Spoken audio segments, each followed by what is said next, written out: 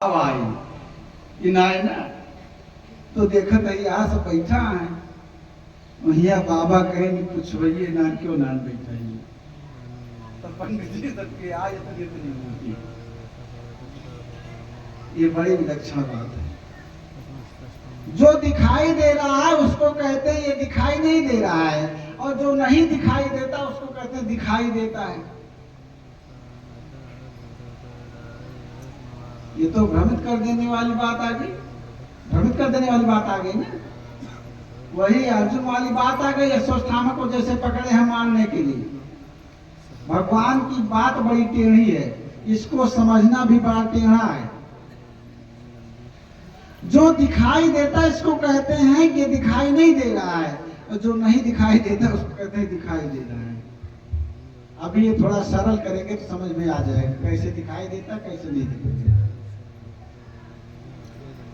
तो अगोचर मनसाती हमने आपने राम कृष्ण इत्यादि को नहीं देखा है, और जो आज का देखा है वो कल का कल के लिए झूठा हो जाता है। कैसे? अरे भाई हमारे बाहर बहुत जने दादा बाबा यस रहे, अब तो सब भैया तू भी ना उखर के हो सकी ये ठोर खन उखज जाए। पहले के पहलवानस रहे हमारा आपके माई दादा, मार देते रहे धक्का तो पेड़ गिर पड़ता है। ऐसा कथा मिला था। सला सलावा कोल्हू के पहलवान असरे उठा देते हमसे तुमसे अब कह दिन जाए अपना बड़ा पाथर तो उठाओ हालत खराब हो जाती है।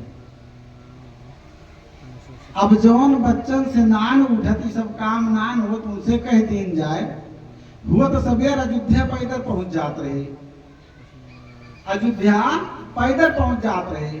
और आज की स्थिति का लक्षणका शंका जाए तो मोटरसाइकिल से जाइए। लक्षणका दीर्घ शंका माने टट्टी पेशाब जाएगा और मोटरसाइकिल से जाता है आज के लड़के। भैया अयोध्या कैसे पहुंचते हैं पैदल?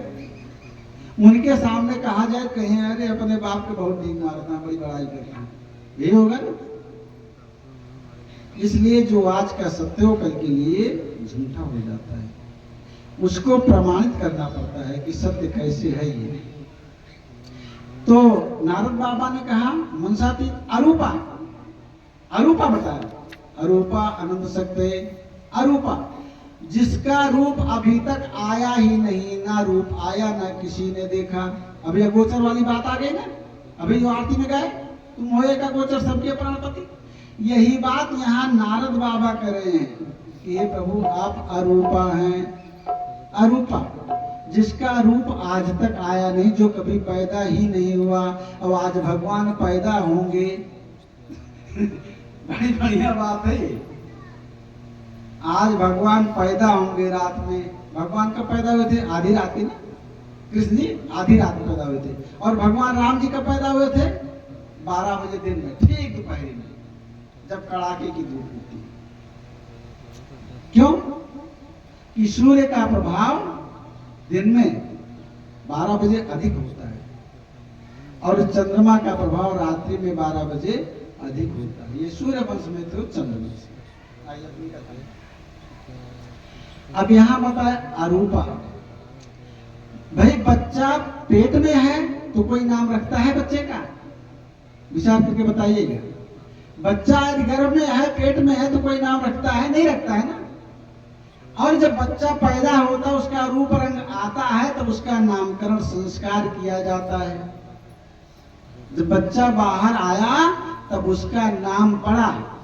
और यहाँ बाबा ने कहा अब नारद बाबा जैसा ज्ञानी तो कोई हो नहीं सकता है। नारद बाबा जैसा ज्ञानी कोई नहीं हो सकता भैया। नारद बाबा क्या है? स्वयंभू है, स्वयंभू है। ऐसे महात्मा जो देवर्षि हैं, ब्रह्मर्षि भी नहीं, देवर्षि हैं नारद जी। नारद जी को देवर्षि बताया गया। देवर्ष और ब्रह्मर्षि में और ऋषि में तीनों में अंतर है। ऐसे महात्मा देवर्षि नारद जी कह रहे हैं कि हे प्रभु आप अरूपा हैं, आपका रूप आया ही नहीं।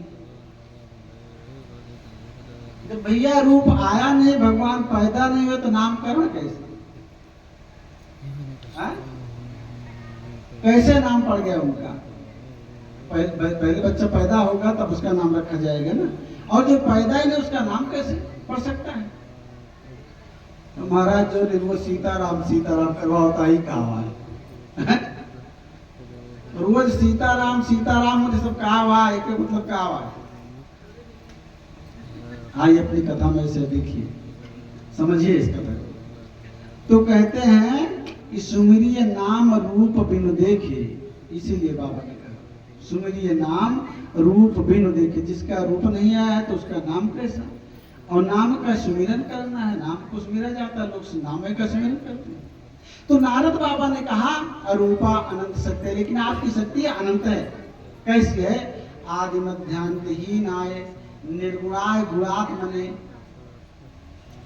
3 काल बताया गया, पढ़ाई में बच्चे पढ़ते हैं 3 काल पढ़ाया जाता है। कौन कौन सा? भूतकाल, वर्तमान काल, भविष्य काल। कह रहे हे प्रभु आप तो ये तीनों काल भी नहीं है। कहने को न आप पहले थे न आज है न आगे रहेंगे। पंडित जी तो कहते पूजा की जाए भगवान पहले रहे न आज है न रहिए, लक्षण बात आ गई ना। परमात्मा न था न है न रहेगा तो पूजा किसकी, भजन किसका।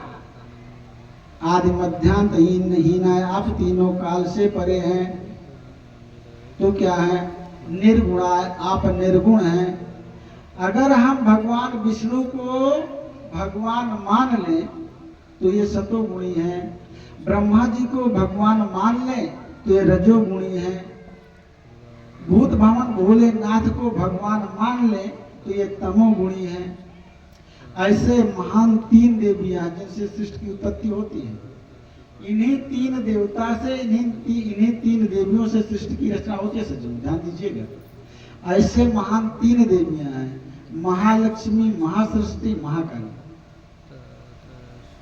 यही महान 3 देवियां जिससे सृष्टि की रचना होती है। यदि हम महालक्ष्मी को भगवती मान लें तो ये रजोगुणी है। यदि मैं महासरस्वती को भगवती मान लें तो ये सतोगुणी है।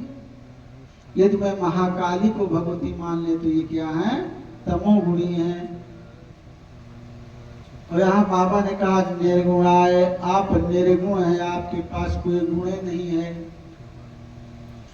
कहने के मतलब परमात्मा क्या है? न ब्रह्मा है, न विष्णु है, न महेश है, न लक्ष्मी है, न सरस्वती है, न काली है।